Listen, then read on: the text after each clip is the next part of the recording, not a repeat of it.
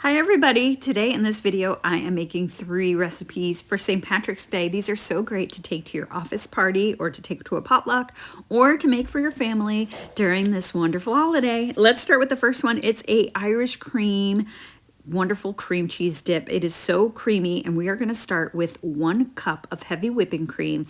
I'm using my Pampered Chef quick whip cream maker. It is so easy. I just pour the whipped cream right in the base, and then I use my little plunger, and within 30 seconds I have wonderful whipped cream. So I'm just going to do that, whip that up, and then next I'm going to make the cream cheese mixture. All right, 8 ounces of cream cheese and 1 cup of powdered sugar.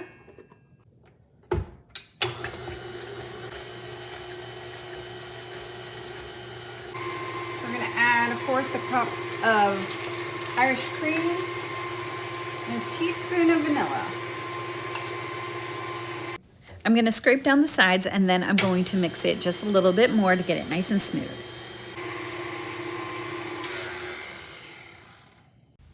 I'm now going to add my whipped cream into the mixture, and I am removing the top piece of my whipped cream maker and removing it all, and then I remove the bottom to get the rest out, and then I just kind of gently fold this in with the cream cheese mixture, and it's just staying nice and light and airy. And I'll continue to gently fold everything together, and I started putting this into 1 glass clear bowl, but I didn't like it, and I decided to transfer it to another bowl that's a little more decorative because I'm going to be taking this to work in the morning to share with my coworkers. So I have these cake sprinkles. Aren't these so cute? It's like a sprinkled tackle box. I got these from Amazon. I'll leave a link below. They have 6 varieties here. They come in all different holidays. Of course, St. Patrick's Day here with the little clovers and all the little different green and white elements. And so we're gonna decide which ones to sprinkle on our dip. I absolutely love these little sprinkles. They're so perfect. They're like the little best addition to whatever dip you're making, cake you're making. I wish I had this when I made that poke cake. I'll put a link of that below as well because that cake was so fabulous, and to sprinkle these on top would be amazing. So my final touches are a little label that says Irish cream dip with my little shamrock here, and this is gonna go to work so they know what's in store for them. And I'm going to serve this with some graham cracker. So I'm going to put that all around, but I will do that at work.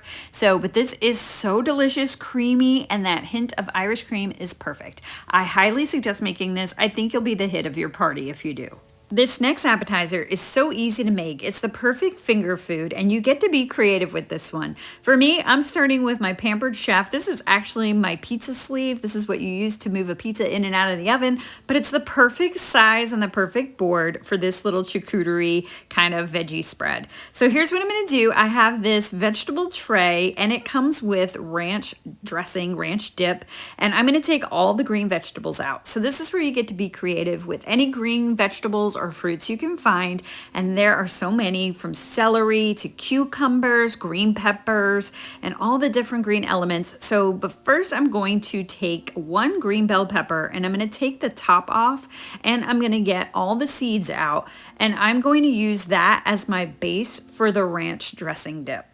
So we're going to assemble all our veggies. I'll put the ranch to the side for now. I will add my sugar snap peas. I have my celery. There's some little pieces of broccoli in here, the little broccoli florets. They're perfect.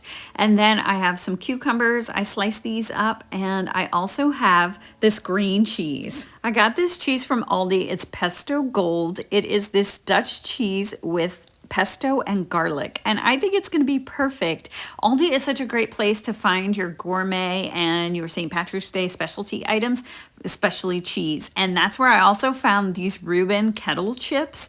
These are going to be the perfect salty crunch to go along with everything as well. I also got these sea salt pita crackers. They're going to provide a good, nice cracker for the cheese and everything too. Now for my ranch dressing, I'm going to take everything out of the dressing little container. I'm going to put it in a bowl, and to give it a nice green hue, I'm going to add half an avocado to that. I'll mash that up until completely blended, and not only is it going to give it a great little hue of green, it's also going to add a great texture and flavor. So once this is all mixed together, I'm going to add it into the green bell pepper, and that is going to be the base of the dip. And then I'm going to sprinkle with just a little bit of parsley, and then I added a few more additions to our tray. I have these little shamrock, these glitter shamrocks on sticks. I stuck them under the veggies, and I got a little cheese slicer for that to serve, and everything is ready. I love how this turned out. I love how you could turn a veggie tray into a St. Patrick's Day centerpiece, and be creative with any veggies, fruit, or even cheese that you desire. It's perfect.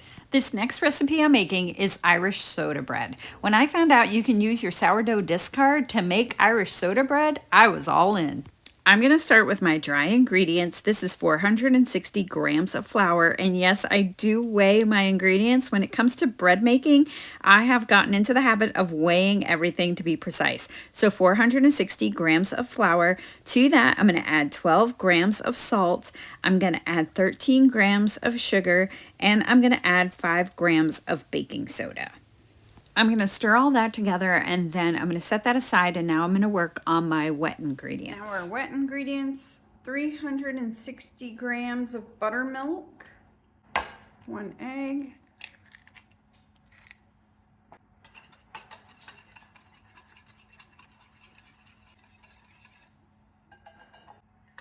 2 tablespoons of melted butter,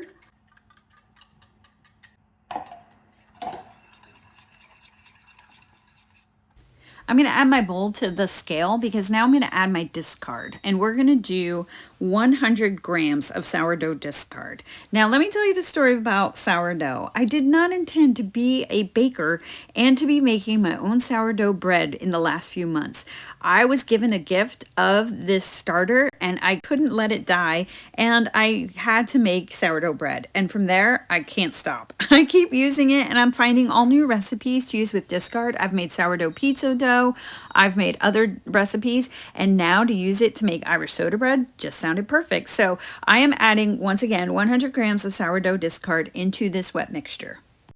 I'll stir that, mix that together really well until that discard is combined thoroughly, and then I'm going to add the entire wet mixture to the dry mixture, and I'm going to stir with my whisk, and then I move to stirring with my spatula, and then I move to, when all the dry ingredients are incorporated, I move to actually molding it and forming it with my hands. It just seems easier to start molding it into the bread form at that point. It's turning into a stickier dough, and then it starts to smooth out a little bit. It still has a sticky texture at the end, but it's getting a lot more smooth and it's not sticking as much. I'm going to continue kneading it until I form it into a ball with a little bit of flour, and then I am going to actually coat the top with just a little bit more flour, and I'm going to add it to my completely greased, I've used some softened butter to grease my cast iron skillet. I'm going to put the whole thing in there, and we're going to bake it at a 400-degree oven for about 30 to 35 minutes. But before we do that, we are going to cut into the dough at a crisscross. We're going to make 2 big indentions into the dough,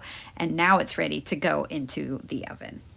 Out of the oven, it's golden brown. It smells delicious. I can't wait to dig in. I've got my Irish butter sitting ready to slather it onto this wonderful bread.